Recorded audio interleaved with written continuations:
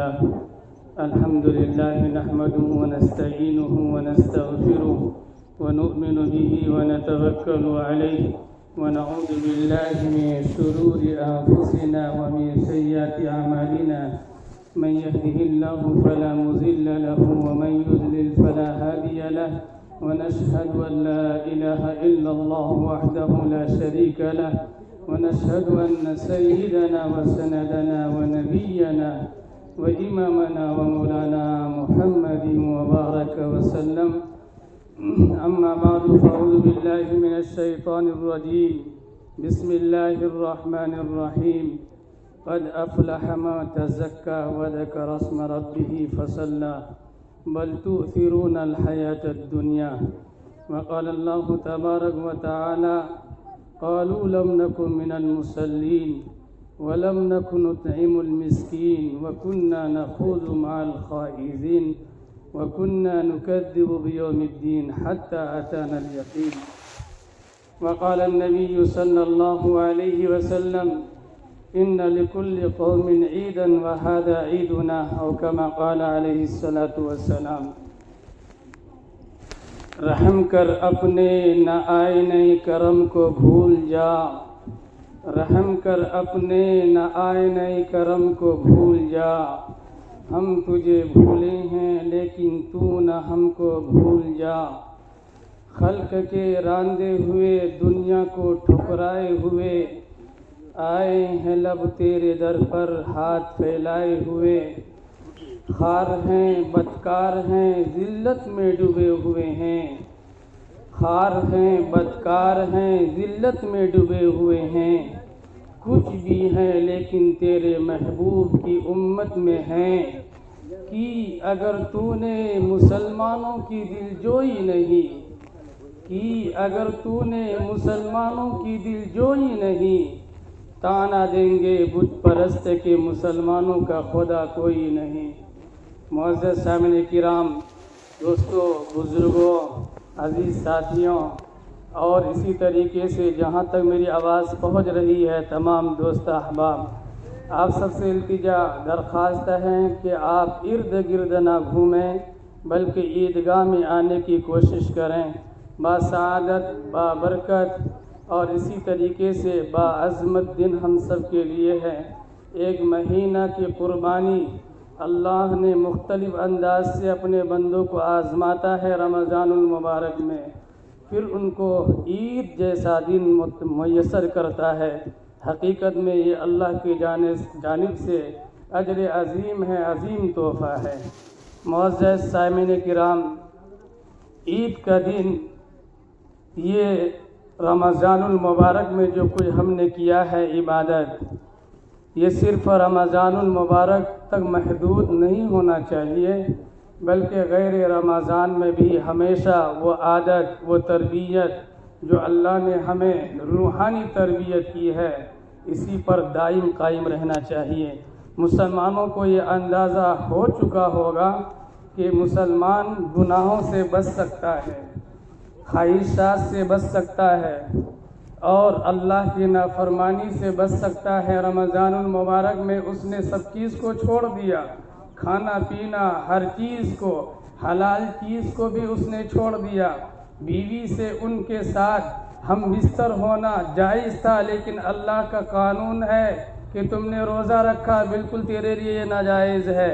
تو روزہ رکھنے کے بعد اس نے حلال چیز کو بھی اپنے اوپر حرام قرار دے دیتا ہے. میرے عزیزوں، اس سے آپ سمجھ سکتے ہیں کہ حقیقت میں ہمارے اندر ہے قوت، طاقت ہے اس گناہوں سے بچنے کا، تمام گناہوں سے بچنے کا. میرے بھائیوں، یہ نہیں سمجھنا کہ ہم نے نماز پڑھ لی، اسی طریقے سے زکوٰۃ دے دی، صدقات و خیرات ہم نے عطا دے دیا ہے، اسی طریقے سے عبادات جو ہم نے رمضان میں کی ہے بس وہیں تک رہنا نہیں، بلکہ غیر رمضان میں بھی آپ کو کیا کرنا ہے، اس پر آمادہ ہونا ہے. اور ہمہ وقت ہمیشہ یہ فکر رہنا چاہیے کہ اللہ کی نافرمانی نہ ہونے پائے. میرے عزیزوں، عید کیوں آتی ہے؟ عید کا معنی کیا ہے؟ عید عود سے بنا ہے، ہر سال خوشی کو لے کر یہ عید کا دن جو ہے لوٹتی ہے، اس لیے اس کو عید کہا جاتا ہے۔ میرے بھائیوں، عید الفطر، فطر کے معنی کیا ہے؟ روزہ کو ختم کرنے والا، یعنی روزہ ختم ہو جاتا ہے، اس میں اختتام کر دیا جاتا ہے۔ آج کے دن جو بھی روزہ یا اسی طریقے سے وہ کچھ کھاتا پیتا نہیں ہے، خواہ وہ آ کر کے نفلی نماز یہاں پڑھنا شروع کر دے، عیدگاہ میں نماز پڑھنا شروع کر دے، تو میرے بھائی اس کی اجازت نہیں ہے، بلکہ کھاؤ، عیش کرو، مستی کرو، عید کے دن مزے اڑاؤ، لیکن اس کے بھی حد ہے، اس کے بھی حدود ہے۔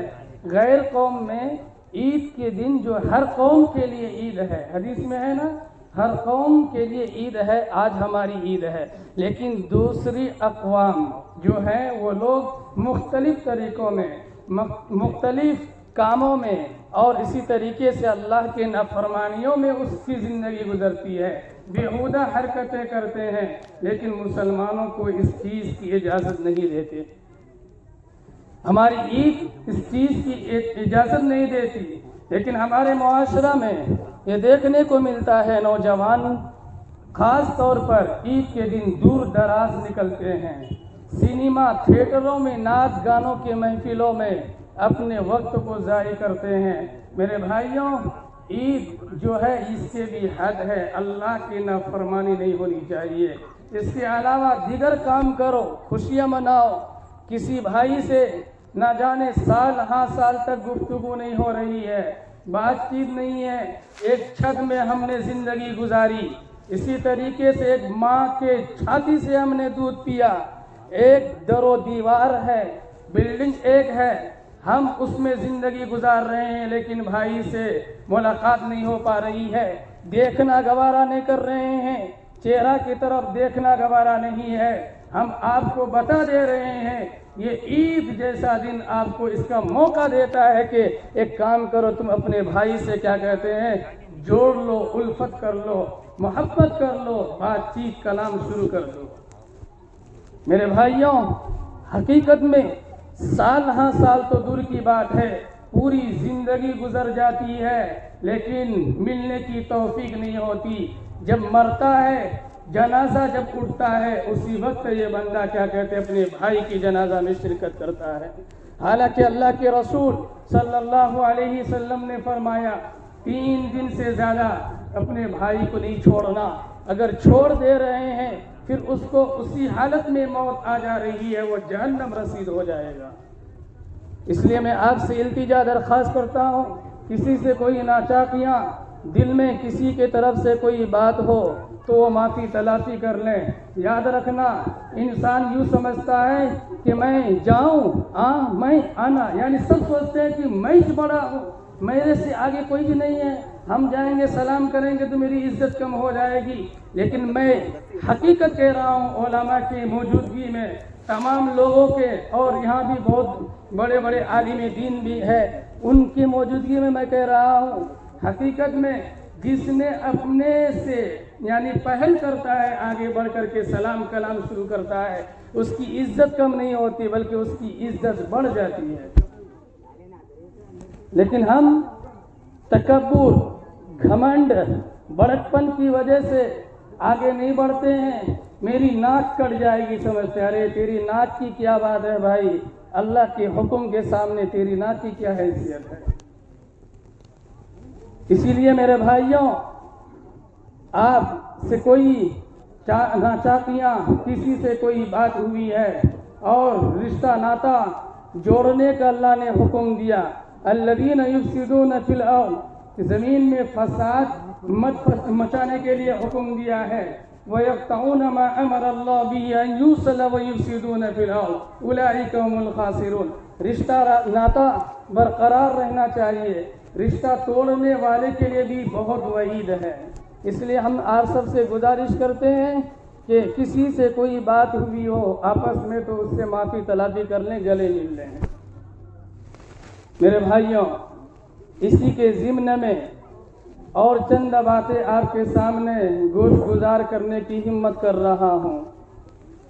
عید کا دن ہمیں یہ پیغام دیتا ہے کہ صبر کا مادہ کو دامن گیر کرنا چاہیے، یعنی صبر کو تھامے رکھنا ہے۔ انسان صبر کرتا ہے روزہ کی حالت میں، کیوں؟ اس کے پاس ایک سے ایک چیزیں مہیا ہے، تنہائی میں ہے، بند کمرہ میں ہے، وہ اس کے پاس فریج ہے، پانی ٹھنڈا ہے، پھل فروٹ رکھے ہوئے ہیں، وہ چاہیتا تو اس کو کھا لیتا، دنیا والے کوئی نہیں دیکھ سکتا، لیکن وہ سوچتا ہے دنیا والے سے کیا لینا دینا، کوئی دیکھے یا نہ دیکھے لیکن میرا اللہ مجھے دیکھتا ہے، اس لیے وہ اس کو چھوڑ دیتا ہے، صبر کرتا ہے، بھوک لگتی ہے پھر بھی وہ اس کے جانب مائل نہیں ہوتا، نہیں بھائی میں چھو نہیں سکتا اس کو۔ اس لیے میرے بھائی صبر ہمیشہ بس کیا کہتے ہیں، صبر کو دامن کو تھامے رکھنا ہے۔ صبر کے ذریعے سے اللہ کے رسول صلی اللہ علیہ وسلم نے فرمایا کہ جس نے صبر کیا اس نے نجات پایا، صبر کے ذریعے سے اللہ سے مدد طلب کرو۔ سورہ بقرہ میں آپ نے پڑھا ہوگا، یا ایھا الذین آمنوا استعینوا بالصبر والصلاۃ ان اللہ مع الصابرین۔ میرے بھائی صبر، کوئی ہمیں غصہ کرتا ہے، کوئی ہمیں تکلیف دے رہے ہیں، کوئی ہمیں گالی دے رہے ہیں، اس پر آپ چاہتے تو آپ بدلہ لے سکتے تھے، لیکن بدلہ نہیں لیا۔ بدلہ لے لینا چلو ٹھیک ہے، درست ہے، لیکن بدلہ اتنا ہی لینا ہے جتنے حکم ہے، اس سے زیادہ اب لیتے ہیں تو یہ کیا ہو جائے گا، ظلم ہو جائے گا۔ لیکن اس کو معاف کر دے رہے ہیں، چل بھائی درگزر کا معاملہ کیا، چھوڑو ہٹاؤ، کیا کریں گے اس سب لے دے کر، کیا فائدہ اس میں اور ہمارے میں کیا فرق رہ جائے گا، کوئی گالی دے رہے ہیں چلو جان دو ہٹا دو، کیا ہے، چھوڑو، درگزر کر رہے ہیں، تو حقیقت میں اللہ کے ہاں آپ کا مقام و مرتبہ بڑھتا ہے اور اس صبر کا پھل آپ کو ضرور ملے گا۔ بعض لوگ کہتے ہیں کہ جھوٹ بولے بغیر کام نہیں چلتا، تجارت نہیں چلتی، اسی طریقے سے کاروبار نہیں چلتا، روپے پیسہ بولے تو نہیں مل سکتا ہے، اسی طریقے سے صبر جو کہتے ہیں صبر کا پھل میٹھا ہوتا ہے، یہ تو عجیب و غریب سی بات ہے، لیکن حقیقت میں صبر کریں گے شروع میں وہ چیز نہیں مل رہی ہے ہمیں، لیکن جو آخر میں اس کا انجام ہونے والا ہے بہتر ہی ہوتا ہے۔ جھوٹ انسان کو شرمندہ کرتا ہے، اور اسی طریقے سے جو سچ ہوتا ہے انسان، اس کی عزت ہوتی ہے سماج میں، لوگ اس کو بلند نگاہ سے دیکھتے ہیں۔ میرے بھائیوں یہ دن ہے اپنی رنجش کو، آپس میں جو تکالیف ہے دل میں، جو بھی بغض و عداوت پالے ہوئے ہیں، اس کو ملیا میٹ کر دینا ہے، ختم کر دینا ہے۔ کوئی دور میں رہ رہے ہمارے بھائی تو اس سے فون میں رابطہ کریں گے، ان کو کہیں گے ایک بہانہ ہے، یہ موقع ہے کیا کرنے کا، اللہ کے فرمان جو ہے کہ رشتہ ناتا کو جوڑو، توڑنا نہیں ہے، اس پر ہم عمل کرنے والے ہو جائیں گے اگر ہم ایسا کرتے ہیں۔ تو میرے بھائیوں آپ یوں سمجھیے کہ ہم نے جو کچھ رمضان میں عبادت کی ہے، یہ تسلسل، یہ سلسلہ ہمیشہ عزم مصمم دل میں ارادہ کرے کہ ہم اس کو چھوڑیں گے نہیں۔ یہی وجہ ہے کہ میرے بھائی قرآن میں اللہ تبارک و تعالیٰ نے ارشاد فرمایا، سورہ مدثر کی آیت ہے کہ جب جہنمی جہنم میں پہنچ جائیں گے اور اہل جنت میں چلے جائیں گے تو ایک جانب سے محل شیش کا ہوگا، حالانکہ فرق بہت زیادہ ہے دونوں میں، لیکن جنتی لوگ کو دکھائیں گے اللہ کہ جہنمی کیسے زندگی گزار رہے ہیں جہنم میں، تو اہل جنت یوں کہیں گے ما سلککم فی سقر، کس جرم نے، کس گناہ نے، کون سا ستم ڈھایا کرتا تھا، کون سا ظلم کیا کرتا تھا دنیا میں، کس غریب یتیم کے مال کو تم کھایا کرتا تھا، کس کے جائیداد پر تم نے قبضہ کیا، اور اسی طریقے سے کس یتیم کی زمین کو تم نے ہڑپ کیا ہے۔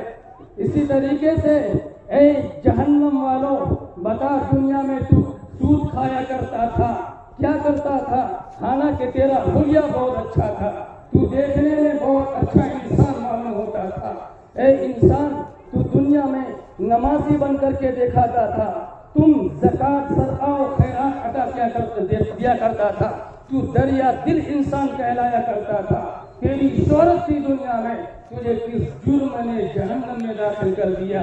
ما سلککم فی سقر۔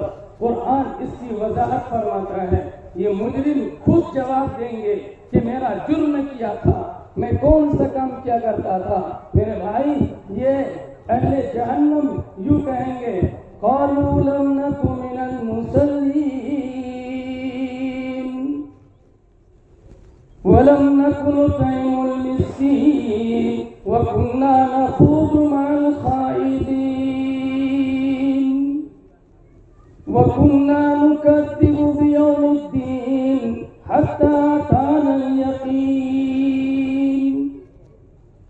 جب جنتی لوگ اس سے سوال کریں گے کہ تو نے کیا جرم کیا، تو یہ انسان اہل جہنم یوں کہیں گے، قالو، تمام جہنم کے لوگوں نے کہیں گے اس بات کو، قالو لم نک من المصلین، اللہ کے جانب سے حی علی الصلاۃ، حی علی الفلاح، آؤ کامیابی کی طرف، آؤ نماز کی طرف، اس میں کامیابی رکھی ہوئی ہے۔ تو کامیابی جو ہے آپ کہاں سمجھ رہا تھا؟ باہر میں نماز کے وقت ہو جاتا تھا، تو باہر میں چکر لگایا کرتا تھا، میرے گھر کے سامنے رہ کر کے تو گھر میں نہیں آتا تھا، میں آج وہ قیمہ بناتا ہوں، وہ میں رب ہوں، میرے قبضے قدرت میں ہر چیز ہے، ہر چیز میری زیر لگی ہے، میں جس چیز کے متعلق کہہ دیتا ہوں کن فیکون، ہو جا، وہ چیز وجود میں آ جاتی ہے۔ آج کا بادشاہ کون ہے؟ میں ہی تو رب ہوں۔ آج تو کہاں تک جا رہا؟ فَأَيْنَ تَذْهَبُونَ، کہاں بھاگ کے جاتا ہے؟ میرے پاس آئے گا تو۔ یہ انسان مجرم لوگ یوں کہیں گے، قَالُوا لَمْ نَكُ مِنَ الْمُصَلِّينَ، ہم نماز نہیں پڑھا کرتے تھے، دنیا میں بغاوت، جھوٹ مکاری، دھوکہ دیا کرتے تھے، نماز کی پابندی نہیں ہوتی تھی، نماز ہو جانے کے بعد اخیر وقت میں کبھی ہوا پہنچ جاتا، کبھی نہیں پہنچتا۔ یہ بھی منافق کی علامت ہے۔ جو حضرات پڑھے لکھے ہوئے ہیں نا، وہ جانتے ہیں، آپ پوچھ سکتے ہیں، قرآن میں کئی جگہ منافق کی علامت ہے کہ جب نماز کے لیے بلایا جائے تو وہ سستی کے ساتھ جاتے ہیں، وہ کیا آئیڈیا لینے کے لیے، کیا یہ مسلمانوں میں کیا تجیب ہو رہا ہے دیکھ کر کے یہود و نصارہ کو، کفار مکہ کو بتانے کے لیے۔ منافق کے جو سزا اللہ نے متعین کیا ہے، جہنم کے سب سے نیچے درجہ میں ہوگا۔ ان المنافقین فی الدرک الاسفل من النار ولن تجد لهم نصیرا، قرآن کہا سب سے نیچے درجے میں جس کا یہ ہوگا ٹھکانہ جہنم کا، وہ منافق ہوگا۔ منافق کی علامت ہے جب نماز ہو جائے، سب ہو جائے، تو بعد میں آ کر تخلو سے یوں پڑھتے ہیں، اور کیسے لگتا ہے کہ کتنا کوڑی ہو گیا، اس کو بیل ہے، یہ سب سے بیکار ہے، سست پڑھ کر کے آ کر کے ہو جاتا ہے، سمجھ رہے؟ لیکن اس کے مقصد نہیں ہوتا تھا نماز، بلکہ اس کا جو مقصد ارادہ کیا ہوتا تھا کہ میں بات کسی طریقے سے لوں اور میں اپنے دوستوں کو، کفار اور مشرکین کو یہ بات بتاؤں۔ یہ علامت آج ہم مسلمان بھائیوں میں یہی چل رہا ہے، وقت پہ نماز نہیں پڑھتے، نماز ہو جانے کے بعد گھنٹوں 2 گھنٹوں کے بعد آتے ہیں، اور گھنٹوں نہیں بلکہ سنت پڑھ رہے ہوتے ہیں، اس وقت آتے ہیں کیا کرنے کے لیے؟ آئیڈیا لینے کے لیے، پتہ لگانے کے لیے، کیا کر رہے ہیں، کون کیا کر رہے ہیں۔ نہیں، یہ علامت جو ہے منافق کی علامت ہے۔ میں غلط بول رہا ہوں تو علماء دین میرے سامنے موجود ہے، ہمارے گریبان پکڑ سکتے ہیں۔ پہلا جرم ہے کہ جو اقرار کرتے ہیں یہ جہنم کے لوگ، قالوا لم نک من المصلین ولم نک نطعم المسکین وکنا نخوض مع الخائضین۔ میرے بھائیوں، جہنم میں کیوں پہنچا؟ وجہ یہی ہے کہ غریب، یتیم، نادار انسان بھوکو پیاسے اور اسی طریقے سے پڑوس میں رہا کرتے تھے، اس کی فکر نہیں کی، کھانے کی کھلانے کی کوئی فکر نہیں، اپنا کھا لیا، اپنا کام بنتا، آج جو ہوتے نا اپنا کام بنتا، بھاگنے جائے جنتا، وہی حال ہے میرے بھائیوں، اپنا دیکھ رہے ہیں سب، لیکن کوئی کسی کے فکر نہیں رکھتے، سمجھ رہے؟ تو اس لیے اللہ کا قرآن گواہی دے رہا ہے، میں ایسے نہیں بول رہا ہوں، سورہ مدثر کی آیت آپ کے سامنے سنا رہا ہوں۔ وَلَمْ نَكُ نُطْعِمُ الْمِسْكِينَ، غریب یتیم نادار اللہ کے کمزور بندہ یوں ہی پڑا رہا کرتے تھے، اگر دروازے پہ آ جایا کرتا تھا دھتکار کر کے ہکال ڈالتے تھے۔ میرا یہی جرم ہے، میں نے کسی کو کچھ دیا نہیں، بڑا بخل سے پیش آتا تھا، 1 روپیہ نکالنا نہ بولے تو بہت مشکل پڑ جاتا تھا۔ اس جرم نے مجھے، اے میرے جنت کے ساتھیوں، مجھے جہنم میں داخل کر دیا۔ اور یہیں تک بات نہیں ہوئی، یہاں سنو، میری ایک غلطی اور بھی تھی۔ کون سی غلطی بھائی؟ ہاں، ایک غلطی، وہ کننا نخوض مع الخائضین، مشغلہ میں رہنے والوں کے ساتھ، بیکار قسم کے دوستوں کے ساتھ مشغلہ میں رہا کرتے تھے، فحش باتوں میں اپنی زندگی گزارا کرتے تھے، اور غلط دوستوں میں پڑ کر کے ہم نے اپنی زندگی کو تباہ کی، دین دنیا ہر اعتبار سے میں گیا، کسی کام کا نہ رہا۔ اور ایک بات یہ بھی تھی میرے عزیزو، وہ کون کہہ رہے ہیں؟ جنتی کو کہہ رہے ہیں، کون؟ اہل جہنم۔ وَكُنَّا نُكَذِّبُ بِيَوْمِ الدِّينِ، یہی بات نہیں بلکہ ہم قیامت کے دن کو جھٹلایا کرتے تھے۔ عجیب و غریب بات ہے، قیامت کیا چیز ہے، کب آئے گی، پھر دوبارہ زندہ ہوگا، پھر حساب کتاب ہوگا۔ میں تو اس کو مانا نہیں کرتا تھا، جان دے بتا کر پتا لگتا ہے اسی کیا ہے، یوں سمجھا کرتا تھا میں۔ حتیٰ اتانا الیقین، یہاں تک کہ مجھے موت آ پکڑی، اسی لیے میں کسی قابل نہیں ہوں۔ پھر یہ جنتی لوگ کہیں گے وَلَوْلَا نِعْمَةُ رَبِّي لَكُنتُ مِنَ الْمُحْضَرِينَ۔